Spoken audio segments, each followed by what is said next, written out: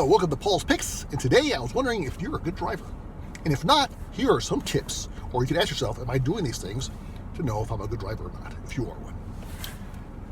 It came up because today I'm out and about, and it's almost Christmas time, and man, is traffic horrendous. And there's accidents left and right everywhere, causing a bunch of delays. But who am I to say who's a good driver and who's not? Well, let me tell you something. I drive for a living. I am a road supervisor for a bus company, and I'm out on the road about 6 hours a day, and I do accident investigations and I check videos and all that stuff. So I think I know something. Anyhow, I haven't been in an accident in a long time either. It seemed like it wasn't always that way. When I first got my license, I was like an accident magnet. And I wouldn't say it was my fault. I think I had one accident that was my fault. My very first one when I was 17 years old, where I rear-ended somebody.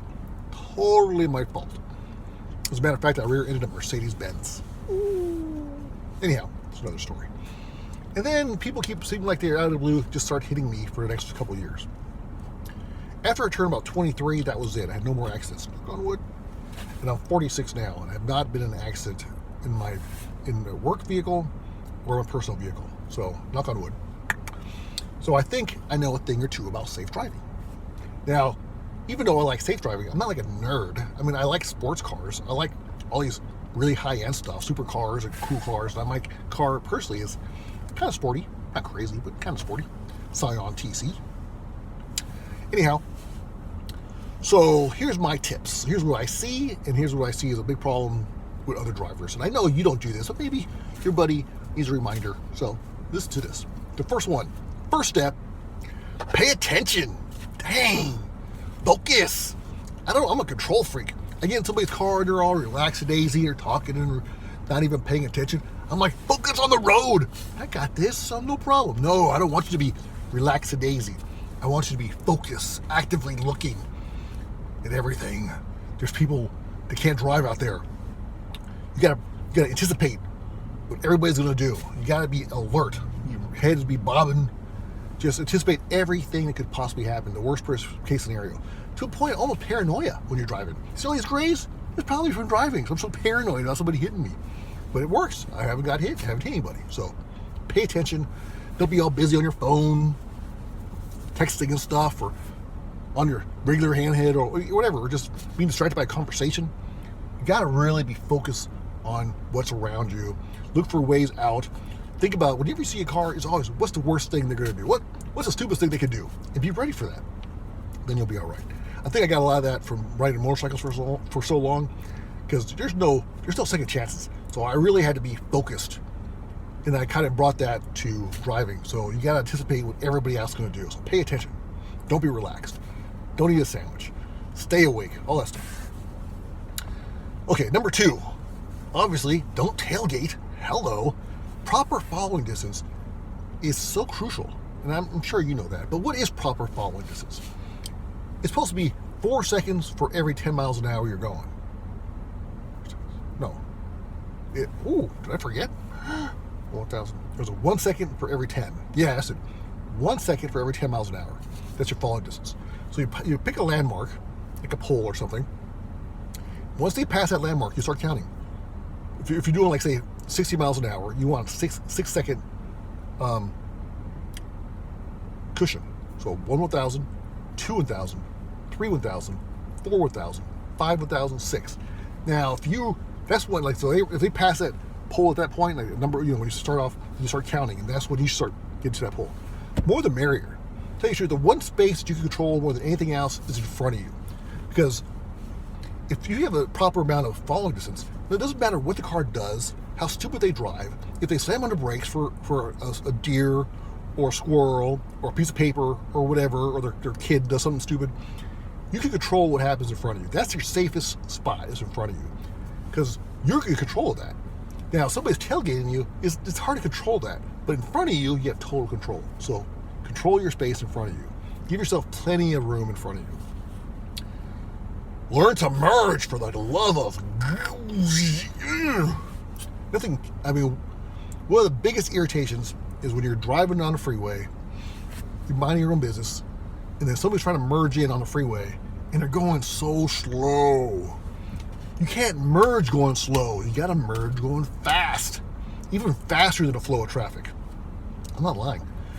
If the traffic's doing 65 and you're coming in at 70, well, you can pick your spot because you can see ahead of you. You can say, well, I'm going to go in front of this car because it's in front of you. So you get in front of the car and you move over.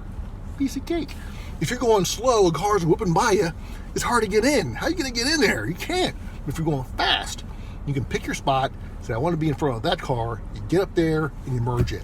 That's all you got to do. Learn to merge. And merging, when you're merging, speed is your friend. Okay? Okay. Gotta have some cojones a little bit. Next one. Stay out of the fast lane. What in the world? If you're driving slow. If you're driving slow. Now, if you're driving fast, by all means, but if the people are behind you, get out of the way. Gosh. Because here's going to cause a situation. All these cars will are, for one, it's supposed to be for passing or for driving fast. So if you're slow, stay to the right. Also, what happens is, if you're driving slow, all these cars are on your bumper. Now, for one, it's harder to even get out of the fast lane if cars are on your bumper because you can't really see around them. It's hard to see. Give yourself, so you want to make sure you're going fast enough. And then also, if there are all these cars in front of you, they're going to whip around you, cut you off, throw a finger at you. Everybody's mad, causing a bad situation. So stay out of the fast lane for the love of God. They say speed kills. I'm not a big believer of that in the sense because if you're on a wide open road or in a desert somewhere and you can see for miles and there's nobody on the road and there's no driveways, no intersections, hey, I'm all for driving as fast as you can. I'm not saying that's what you should do because that's illegal and you get a ticket. If it was up to me, I would say, was there any driveways around? No. Was there any intersections? No. Then, no cars around? Have at it. That's just me.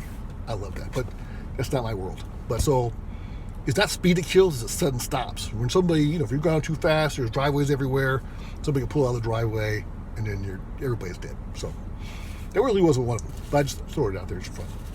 Don't stop! Oh my gosh, don't stop! I mean, granted, if you have to, but try to avoid, like, if you are got plenty of room in front of you, and then something happens. So say like you got all this plenty of room, right? You're driving, you got your big cushion in front of you. They rear end the guy in front of them. Now, obviously, they're coming to a halt, a stop like this.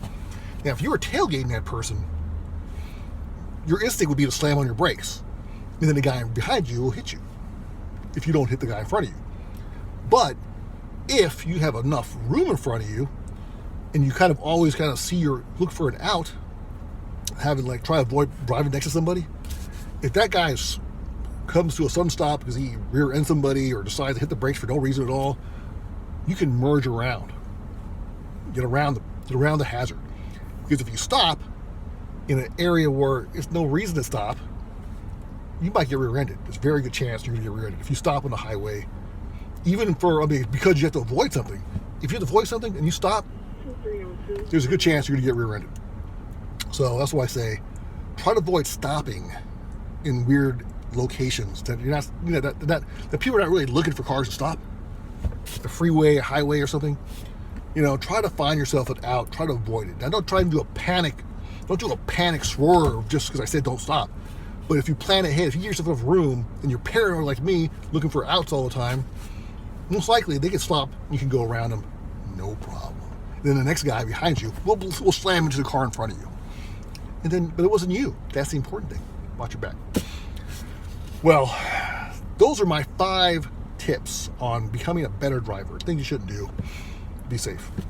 So please let me know if you have any of your own suggestions, own irritations, or safe habits. These are just my 5 big ones. I'm sure there's obviously a ton of other things, but those are the big ones, I think. So be safe. Thanks for watching. Hit like, subscribe, and let me know what you think or you want to add. I can do another video. I can add more. All right. Thanks for watching. Have holidays.